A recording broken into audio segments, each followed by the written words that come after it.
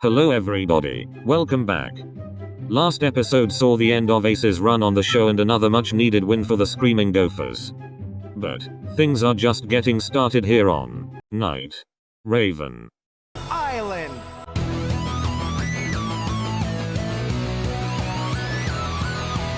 Episode 10 is sure to be a fun one, trust me on this. Speaking of trust, a strong bond has to have a lot of trust. Let's see how our teams are doing. The Screaming Gophers alliances are still holding on strong. As for individual relationships, Floyd trusts Igia with his life.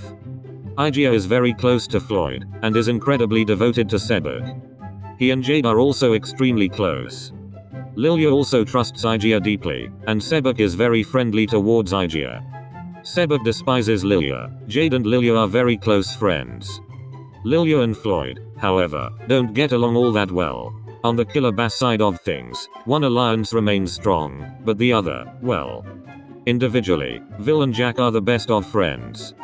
Jack and Silver are enemies, and Deuce is also at Jack's throat. Deuce and Trey are still loyal to Melius, and Rook still despises Melius. Trey and Silver are also the best of friends, and Trey and Ortho still hate each other. Now that the nitty-gritty is out of the way, let's move on to today's challenge. It's split into 3 main challenges based on trust. Each challenge must be completed by 2 members from each team. They cannot choose their partners. For the first challenge, one camper climbs a mountain while the other holds the slack. The mountain is covered in obstacles. The first camper to reach the top wins. The second challenge is an extreme cooking challenge. One camper cooks and the other eats. The dish is fugu sashimi, which can be lethal when prepared incorrectly. The team that has the least deadly dish wins. The final part is broken down into 3 blind challenges. In the first part, one member will have an arrow placed on their head and their partner will try to knock it off with an apple while blindfolded. Whoever completes this first wins. In the second part, the teams will have someone who jumps and someone who swings.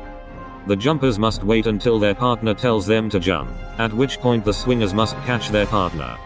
Whoever catches their partner first wins. In the final part, someone will drive and someone will navigate. The driver is blindfolded and the navigator gives directions. The team to come to the bottom of the mountain wins. The team that wins the most blind challenges wins the third challenge. The team that wins the most challenges wins invincibility. For the first challenge, Floyd and Igia compete for the Screaming Gophers and Ortho and Trey compete for the Killer Bass. Ortho and Trey win the first challenge. The second challenge has Lilia and Sebek versus Deuce and Silver. Lilia and Sebek win the second challenge. The first part of the third challenge will have Jade and Lilia competing against Deuce and Rook. Jade and Lilia win this one.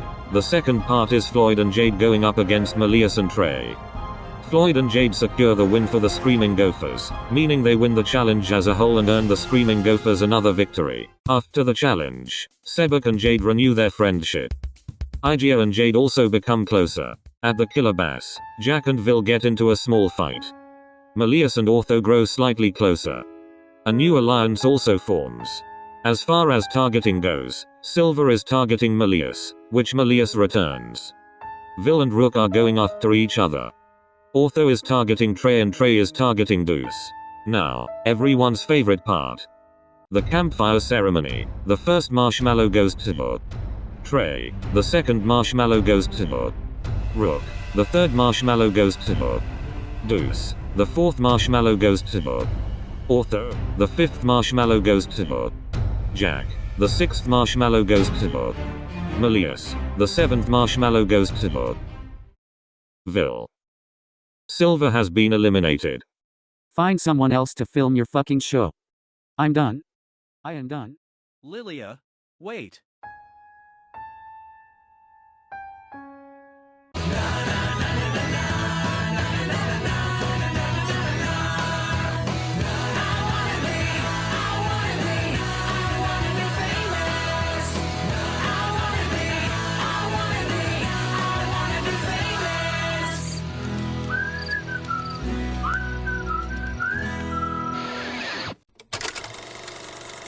Another day, another stale-ass recommended page. Hello everybody. I'm here to tell you. Wait, who the hell are you? I'm Lux. Who the hell are you? And why the fuck are you in my house? If you don't know by now, you probably never will. Okay. Again. Why the fuck are you in my house? I'm here to tell you about Ashdown Baby. Did you know only 4.7% of viewers are subscribed? Only 4.7% of viewers are subscribed? That's fucking crazy. Show me the Carfax. It's literally right here. You are looking at it. Well, hopefully the viewers can change that number, right? They can indeed change that number. And can get you the fuck out my house? I'll leave when I want. Wait, they can also change that number on my channel, right? I suppose they could. You seem pretty chill. Well, you guys saw the fucking statistics. Subscribe to Ashdown Baby and Luxiny. My links are also in the description, guys. Alrighty, ladies and gentlemen, boys and girls, let's get back right into the video. God, fuck this commercial. I want a donut. Lilia, are you sure you're okay to do this? Yes, I'm sure. It's a lot, you know. I definitely didn't expect this when they pitched the idea. No going back now though, huh? You're right. We'll be done soon. It's gonna be alright.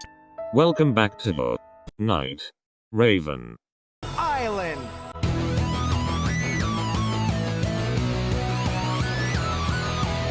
Last episode, well, you saw what went down. Let's see how everyone is doing, shall we? With the Screaming Gophers, their alliances still hold steady. Igia and Sebek are attached at the hip. Floyd is also glued to Igia, with Igia having almost equally as strong bonds.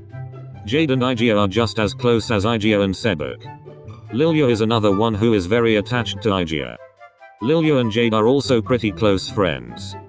Lilia and Floyd, however, have the opposite.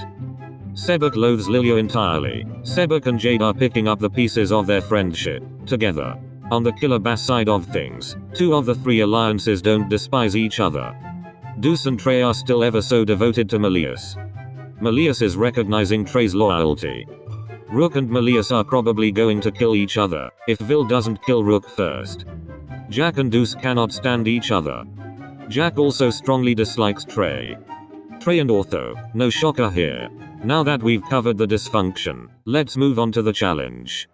The teams will go through a boot camp ran by Chef Hatchet, who's requested to be referred to as Master Chief. Campers must follow every order given by Master Chief, whose goal is to make everyone drop out. If someone wants to drop out, they must walk to the dock of shame and ring the bell. Whoever remains in the longest wins.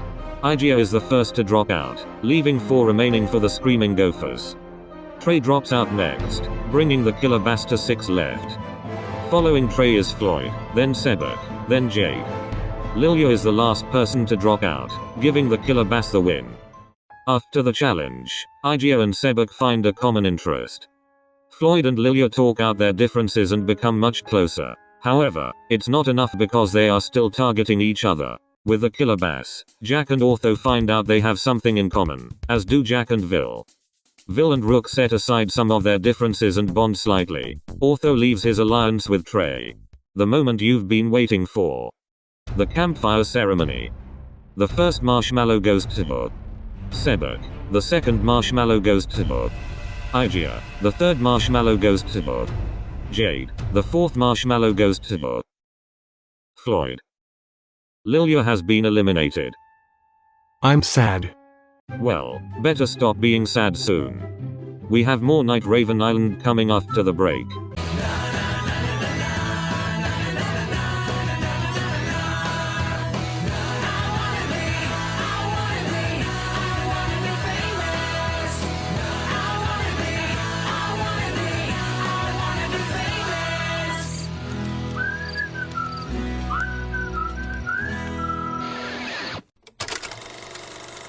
Hey, I was that sick person that called Trey a twink, so I'm here to ask you to subscribe to Ashdown Baby. Thank you, and I stand by everything I said. Did you think the commercial was over? Nah. The lock screens in the background right now can be found on my Tumblr, Ashdown Beloved, and free to use. The link will be in the description, or you can just search it up on Tumblr yourself. And if you want the animated version, you can find those on my TikTok. The link will also be in the description. Now, let's go back to some more Night Raven Island, shall we? Welcome back. Last episode, Lilia was voted off the island. Today, who knows? We're about to find out, here on Night Raven Island.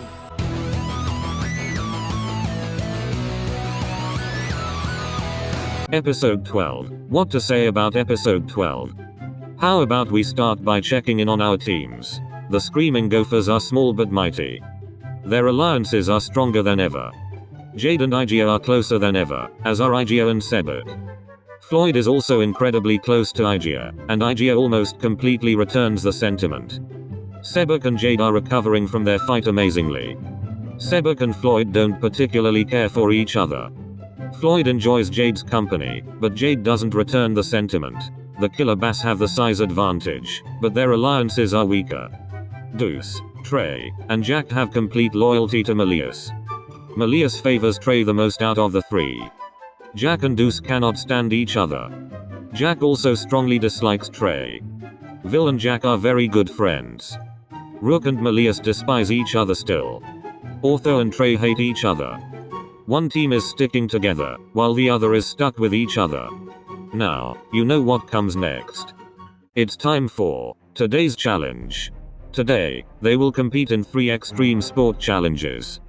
For the first challenge, one person from each team will jump from a plane 5,000 feet above the ground and attempt to land on their sofa bed. As the two fall, their teams can move the sofa beds in order to help with landing. The first to land wins the challenge for their team. For the second challenge, one camper from each team must rodeo ride a moose for 8 seconds. If either person falls off the moose, they will land in a pile of dirty socks from the lost and found. Whoever stays on the longest wins. For the final challenge, 2 people from each team are given a role, the driver and the water skier. The drivers must race through a course while the water skier from the opposite team is attached to the driver's Sudoku. The water skiers must collect as many opposing team flags as they can. The driver must prevent this from happening. Whoever catches the most flags wins. Whichever team wins the most challenges wins invincibility. For the first challenge, Jade and Rook will go against each other. Jade secures the point for the Screaming Gophers. The second challenge will have Sebek competing against Trey. Trey wins the point for the Killer Bass. The third challenge has Floyd and Igia versus Jack and Melius. Jack and Melius win this round, which gives the Killer Bass the overall win. After the challenges, the Screaming Gophers have a lot to deal with because Igia has not 1 but 2 breakdowns. As for the ceremony tonight, Floyd and Sebek are targeting each other for the same reason. In the Killer Bass cabin, Deuce and Trey grow slightly closer. Deuce and Vil have a major fight, and Deuce and Rook have a small argument. Now, time for everyone's favorite part. The campfire ceremony. The first marshmallow goes to Jade. The second marshmallow goes to Igia. The third marshmallow goes to Sebek. Floyd has been eliminated.